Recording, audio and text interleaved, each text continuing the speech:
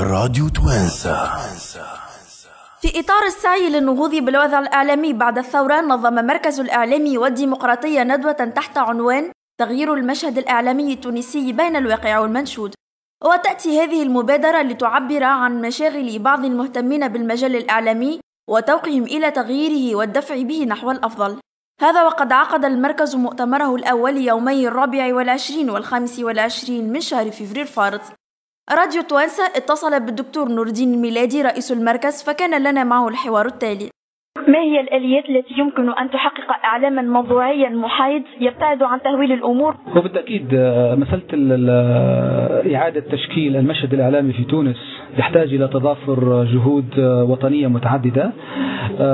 الأطراف هذه هي أطراف فاعلين في العمل الصحفي، من صحفيين، من مسيرين للمؤسسات الإعلامية.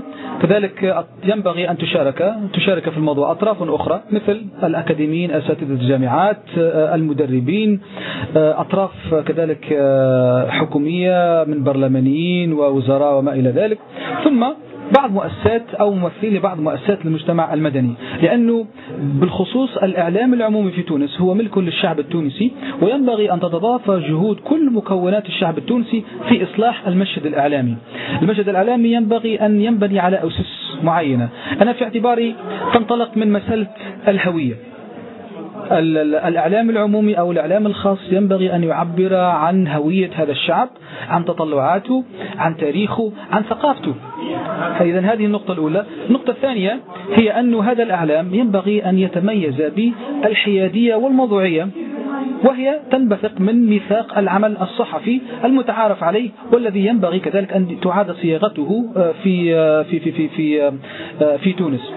مسائل الحيادية تعني أن لا يتحول العمل الإعلامي أو المؤسسة الإعلامية لا تتحول إلى أداة إيديولوجية أو أداة للصراع السياسي. للأسف ما نشهده أو ما شاهدناه إلى حد الآن في كثير من المواقع على الساحة التونسية تتحول بعض الجرائد أو بعض المؤسسات الإذاعية والتلفزية إلى أدوات للعراك السياسي أو التجاذبات الإيديولوجية. كيف يمكن فصل الإعلام عن السياسة، خاصة وأن الانخراط الإعلامي في المنظومة السياسية ليس انخراطا بريئا؟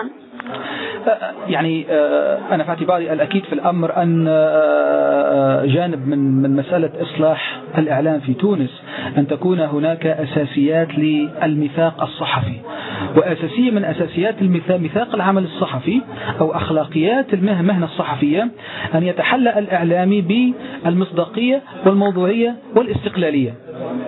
فحتى إذا تحدثنا عن الإعلام العمومي لا يعبر عن رأي الحكومة، إنما يعبر عن أطراف متعددة في المجتمع، من ضمنها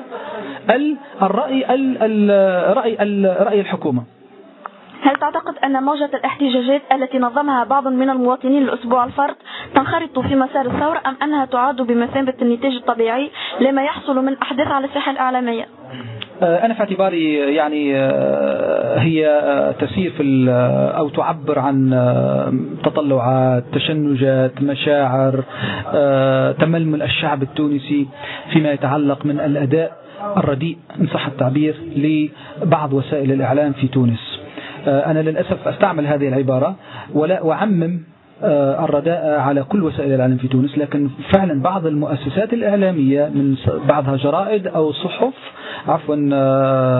إذاعات أو مؤسسات تلفزية فعلا يعني تبنت خيار الصراع مع الحكومة وعدم تمثيل رأي الشعب، وشاهدنا ذلك في تغطية الفيضانات، في تغطية أحداث الثلج. هذه يعني المؤسسات الإعلامية في الملخص أنا في اعتباري تلعب دور الثورة المضادة، ولا تمثل تطلعات شعبنا، ولا تمثل روح الثورة التونسية التي قامت على أنقاض الدكتاتورية. ألا تعد كثرة المراكز والمراصد التي تعنى بإصلاح المنظومة الإعلامية بمثابة الطفرة النوعية في المجال الإعلامي التونسي؟ أنا في اعتباري ظاهرة صحية أن تتعدد الجهات التي تعمل على إصلاح المشهد الإعلامي في تونس.